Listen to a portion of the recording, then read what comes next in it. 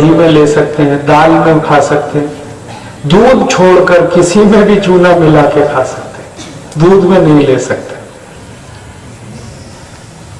ये एक चूना याद रखो 70 बीमारियां ठीक करता है। इसलिए मैं सबको कहता हूं चूना खाओ, चूना लगाओ मत कभी किसी को।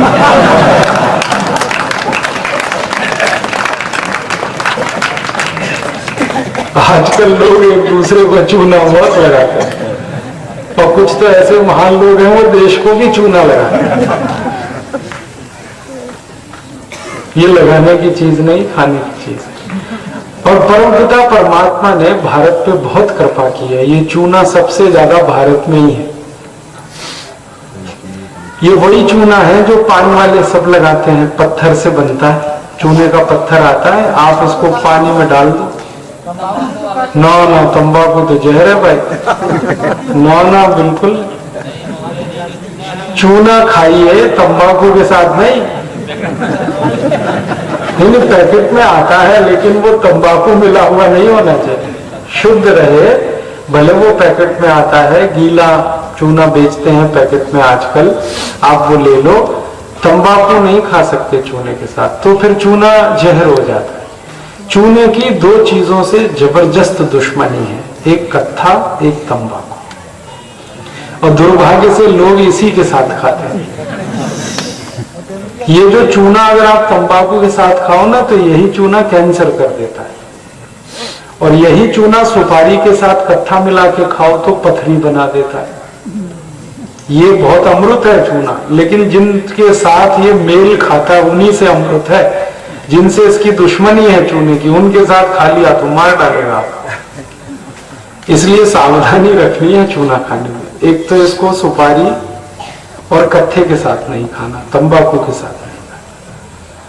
और एक दूसरा, जिनको पथरी हो गई है वो ना खाएं इसे, जब पथरी ठीक हो जाए फिर खाएं। पथरी हो जाती है और अक्सर पित्त की थैली में पथरी है, नहीं तो मूत्रपिंड में है, नहीं तो किडनी में है, तो इस पथरी को निकालने के लिए दवा लिख लो। एक बहुत अच्छी दवा है पित्त की पथरी के लिए, गॉल ब्लैडर स्टोन के लिए। उस दवा का नाम है सेब का रस। सेब है ना, सेब, एप्पल, इसका रस पियो 1 कप रोज सवेरे खाली पेट। और सेब का जब रस निकालेंगे ना तो छिलका मत उतारना, क्योंकि सेब की सारी ताकत छिलके में है। हाँ, छिलका उतार दिया तो सेब बेकार। वैसे ही खा लिए तो ऐसे खा लो। 4 सेब एक साथ खाओगे तब 1 कप रस होता है, तो 4 सेब खाओ चबा चबा के, और सवेरे खाना खाली पेट। तो पित्त की थैली की पथरी 6 से 8 महीने में गल जाएगी। और दूसरी दवा है पथरी की, जब पथरी गुर्दे में हो, किडनी में और हमारे मूत्रपिंड में, तब उसकी दवा है गाय का मूत्र, आधा कप रोज पी लो, उससे पथरी टूट के निकल जाएगी। और आप जिंदगी में कभी भी पथरी की बीमारी के शिकार ना हो, तो इसके लिए एक बात जो मैं पहले कहा उसको ध्यान से फिर कह रहा हूं कि पानी हमेशा घूट घूट पीते रहोगे तो कभी भी पथरी नहीं बनती, ना पित्त की थैली में, ना मूत्रपिंड में, और ना आपके गुर्दे में। पथरी उन्हीं को बनती है जो गटागट पानी पीते हैं, एक साथ 1 गिलास 2 गिलास पी लिया, पता नहीं कहां जाने की जल्दी है उनको। हाँ, ये मनुष्य छोड़कर गटागट पानी कोई नहीं पीता दुनिया में। सारे जानवरों को देखो, कुत्ता चाट चाट के पानी पिएगा, शेर चाट के पानी पिएगा, बिल्ली चाट के पानी पिएगी। पक्षियों को, चिड़ियाओं को देखो, 1-1 बूंद पानी पीते हैं। सब धीरे धीरे पानी पीते हैं। ये आदमी ऐसा मूर्ख है जो गटागट पीता रहता है। पानी कभी भी गटागट मत पियो, चाट चाट के, जैसे हमारे जानवर करते हैं वैसे आप करो। कोई जानवर को पथरी की बीमारी नहीं होती, क्योंकि वो चाट के पानी पीते हैं या घूट घूट करके। आप भी ऐसे ही पानी पिया करो। आयुर्वेद में तो ये कहा गया है कि जो घूट घूट पानी पीते हैं उनको जिंदगी में बीमारी ही नहीं होती, कोई भी, खाली ये पथरी की नहीं, कोई भी बीमारी नहीं होती। बंद कर ले जाए इसमें। कारण दोनों मिला के चबा के खाओ खाने के बाद, तो बिल्कुल एसिडिटी नहीं होगी। और एक दवा है एसिडिटी की, अगर कर सको तो आधा कप गोमूत्र पी लो तो एसिडिटी बिल्कुल नहीं होगी। और तीसरी दवा मैंने बताई, पानी घूट घूट पियो, कभी एसिडिटी नहीं होगी। चौथी बात मैं पहले बोल चुका हूं, खाना खूब चबा चबा के खाओ, कभी भी एसिडिटी नहीं होगी। ये एसिडिटी उन सबको होती है जो जल्दी खाना खाते हैं, हबड़ हबड़ पता नहीं कहां भागने की जल्दी। खाने के बारे में आयुर्वेद में कहा गया कि इसको बहुत शांति से धीरे धीरे खाना चाहिए। हाँ, अब आप इसमें ऐसे देखो कि एक टुकड़ा 32 चबाने हैं, उसमें 32 का गुणा कर लो इतनी देर में। मैंने खा के देखा, 4 रोटी खानी हो और हर टुकड़ा 32 बार चबाना हो तो 20 मिनट लगता है। और कोई 4 से ज्यादा क्या खाएगा, 6 खाएगा ज्यादा से ज्यादा, तो 30 मिनट समझ लो, 30 मिनट से ज्यादा नहीं लगता। तो आप बस खाना खाने में थोड़ा चबाने पे ध्यान दो तो बहुत अच्छा रहेगा। ये पता है जानवर तो कितना चबाते हैं, गाय को देखो, भैंस को देखो, खाना खाते हैं 2-2 घंटे तक चबाते रहते हैं, उसको जुगाली करते हैं। हमसे ज्यादा स्वस्थ है वो, इसीलिए। तो आप भी थोड़ा ध्यान रखो इन सब चीजों का। अब बहुत कुछ मैंने बता दिया, अब आगे अगर और जानना है इससे ज्यादा, मैंने जितना बताया इससे ज्यादा जानना है तो एक पुस्तक ले लेना। हमने एक पुस्तक बनाई है, उसका नाम है जड़ी बूटी रहस्य। पतंजलि योगपीठ ने इसका प्रकाशन किया, परम श्रद्धेय आचार्य बालकृष्ण जी ने इसको लिखा। ये पुस्तक किसी भी पतंजलि चिकित्सालय में मिल जाती है, तो इसको पढ़ लो। इसमें तो हजारों बातें हैं, मैं तो थोड़ी सी बताया, इसमें हजारों जड़ी बूटियों का ज्ञान है। और एक काम करो, अगर यही बात ज्यादा जाननी है तो रात को आस्था चैनल में एक कार्यक्रम आता है, आयुर्वेद एवं जीवन दर्शन, उसे रोज देखा करो। रात को 9 से 10 बजे तक आता है और सवेरे वही कार्यक्रम 7:30 से 8 बजे रिपीट होता है। बहुत ज्ञान मिलेगा आपको। तो इस तरीके से आप अपने जीवन की हर बीमारी ठीक करो। और हमारा लक्ष्य ये है कि बीमारी ठीक करने में आप पैसा खर्च मत करो फालतू। बिना पैसे आपकी हर बीमारी का इलाज है। जितना इलाज मैंने बताया इसमें बहुत पैसे खर्च नहीं होंगे आपके। और मेरी एक ही प्रार्थना है कि जो आपको बताया है ये आप दूसरों को बताना, और उन लोगों को ये सब ज्ञान की जरूरत है। और अगर हम ये सबको बता पाएंगे तो सभी स्वस्थ होंगे, निरोगी होंगे और हमारा लक्ष्य पूरा होगा। हमारा एक और लक्ष्य है, भारत की गरीबी, बेरोजगारी और ये भ्रष्टाचार मिटाना। जो मैंने थोड़ी देर पहले कहा कि बहुत गरीबी है देश में, और वो गरीबी के साथ बेरोजगारी है, और ये गरीबी बेरोजगारी का कारण है भ्रष्टाचार। राजीव गांधी कहा करते थे कि जब 1 रुपए हम किसी गरीब आदमी को भेजते हैं दिल्ली से तो उसके पास 15 पैसे ही पहुंचते हैं, 85 पैसे लुट जाते हैं, इसलिए भ्रष्टाचार।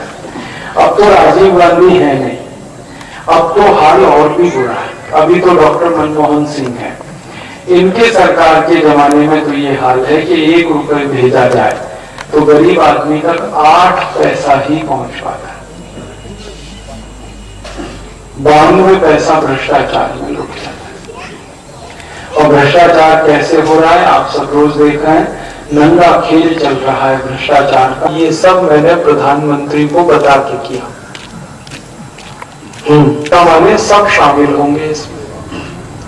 और 1,76,000 करोड़ रुपए को खाने और पचाने की ताकत एक में नहीं होती, इसमें तो सबका बंदर बांट हुआ होगा। इसलिए तो कह रहे हैं कि जेपीसी से जांच नहीं कराएंगे, क्योंकि सबकी पोल खुलेगी अगर जेपीसी की जांच हुई तो। अब तक हम सुनते थे प्रधानमंत्री बड़े ईमानदार हैं, बड़े ईमानदार हैं। इतना बड़ा घोटाला 3 साल और 6 महीने से उनका मंत्री कर रहा है और उन्होंने उसको हटाया ही नहीं अभी तक। ये तो मीडिया वालों ने हल्ला मचाया, तब जाकर राजा ने इस्तीफा दिया, नहीं तो वो तैयार थोड़ी था इस्तीफा देना। और अब तक का ये बहुत बड़ा घोटाला है। और एक घोटाला हो गया थोड़े दिन पहले, कॉमनवेल्थ खेल घोटाला, 77,000 करोड़ का वो घोटाला हो गया। और ये तो इतना दे दिया कि उतने में 40 एसी आ जाए, एक एसी का किराया दे दिया। बड़ा भयंकर घोटाला हुआ है। और इस घोटाले में जो बेईमान लोग फंसे हैं, अब तक उनको सरकार ने कोई दंड नहीं दिया। सुरेश कलमाडी और उसके सब सहयोग सब छुट्टे घूम रहे हैं पूरे देश में, दुनिया। शर्म नहीं है ना सरकारों को ना नेताओं को। और ये हुआ, कोई बाहर वाले नहीं कह रहे, सीबीसी कह रही है, सेंट्रल विजिलेंस कमीशन, सीबीआई कह रहा है, controller auditor general of India कह रहा है घोटाला हुआ है। और ये तो कॉमनवेल्थ खेल का तो कुछ चक्कर ही समझ में नहीं आता मुझे। दुनिया में 71 देश हैं जो अंग्रेजों के गुलाम हुए, वो सब मिलकर हर 4 साल में ये खेल आयोजित करते हैं ताकि अपने गुलामी को याद कर सकें हर 4 साल। अब मैंने नहीं देखा कि कोई अपनी गुलामी को याद करता है। गुलामी को तो भूल जाना पड़ता है, लेकिन ये कि भूलते ही नहीं, हर 4 साल में आयोजन करके याद कर लेते हैं अपनी गुलामी को। और उसी महारानी को बुलाते हैं खेल के उद्घाटन में जिसने गुलाम बनाया सबको। महारानी आती है लंदन से। ये तो अच्छा हुआ इस बार वो बीमार पड़ गई तो उसका बेटा आया, लेकिन आया उसी के घर का आदमी। और वो जब ऐलान करता है ना तब खेल शुरू होते हैं। और कुछ समझ में नहीं आता, वो महारानी आती है उसके पहले उसका डंडा आता है, उसको कहते हैं क्वींस बैटन्स, महारानी का डंडा। ये डंडा 71 देशों का चक्कर लगाते हुए आता है जिस देश में खेल होते हैं। तो इस बार भी आया वो डंडा, उसी डंडे में सबसे बड़ा घोटाला हुआ। हाँ, उस डंडे को लाने में जितना पैसा खर्च कर दिया, मैं वो हिसाब जोड़ रहा था, उतने पैसे में 100 डंडे सोने के बना सकते थे। 77,000 करोड़ का ये घोटाला। अब ये दोनों घोटाले अगर जोड़ दें, ये राजा घोटाला 1,76,000 करोड़ और ये 77,000 करोड़, ये दोनों घोटाले का पैसा 2.5 लाख करोड़ से ज्यादा है। और इतना धन अगर इकट्ठा करके सोना खरीद ले तो छत्तीसगढ़ के हर एक परिवार को 10-10 किलो सोना दान में दे सकते।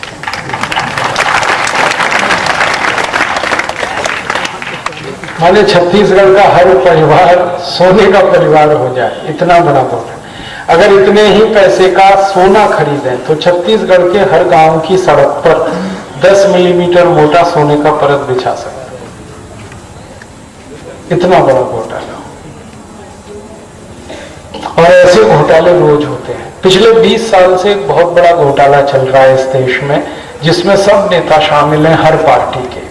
वो घोटाला ये है कि अपने देश की खेती की जो जमीन है ये विदेशी कंपनियों को बेची जा रही है कौड़ी के भाव। जो जमीन का बाजार में भाव 1 करोड़ रुपए एकड़ है, वो विदेशी कंपनियों को 10,000 रुपए एकड़ में, 5,000 रुपए एकड़ में, 2,000 रुपए एकड़ में बेची जा रही है। और हजारों नहीं लाखों एकड़ जमीन बेची जा रही है। आप अगर अखबार पढ़ते होंगे तो उड़ीसा आपका जो पड़ोसी राज्य है, वहां के मुख्यमंत्री ने पॉस्को नाम, स्टरलाइट नाम की दूसरी कंपनी को 72,000 एकड़ जमीन बेच दी कौड़ी के भाव। और उस जमीन में इतना भरा हुआ है भंडार, किसका? लोहे का, आयरन ओर का, कि अगर हम उसको खोदते रहे तो वो भंडार खत्म नहीं होता 300 साल तक। और उसे बेच दिया विदेशी कंपनी। ऐसे ऐसे घोटाले रोज चलते हैं। यहां छत्तीसगढ़ में हो रहा, हजारों एकड़ जमीन 36 एकड़ की बेच दी विदेशियों के हाथ। सारे देश में ये खेल चल रहा है जमीन बेचने का। ये सबसे बड़ा घोटाला हो रहा है। इन सब घोटालों में हमारा आपका भविष्य डूब रहा है।